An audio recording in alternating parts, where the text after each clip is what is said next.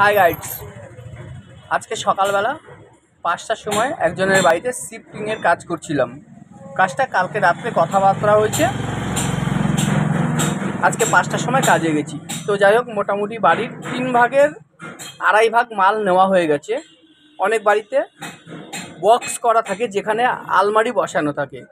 তো যাই হোক, আলমারির পেছনে ফাঁকা ছিল দেয়ালের দিকটায়, এবং ওই আলমারির পেছনে 2-3খানা মোবাইল পড়ে গেছে। আগের যে কিপ্যাডের ফোনগুলো ছিল 2-3খানা মোবাইল পড়ে গেছে, ওরা আর কেউ তোলেনি। তো ওরা জানে যে আমরা যখন আলমারিটাকে সরাবো বা আমরা যখন এখান থেকে চলে যাব তখন মোবাইলগুলো তুলে নেব। তো যথারীতি আলমারিটা সরানো হয়ে গেছে, 3-4খানা মোবাইল পড়েছে, একটা মোবাইল ওরা খুঁজে পায়নি। তখন ছেলেটা বলছে, ওই বাড়ির বলছে, মা মোবাইলগুলো মনে হয় ইঁদুরে নিয়ে গেছে। তা আমি ওখানে দাঁড়িয়ে দাঁড়িয়ে বললাম যে কথাটা একদম ঠিক, ইঁদুরে নিয়ে যাবে না কেন?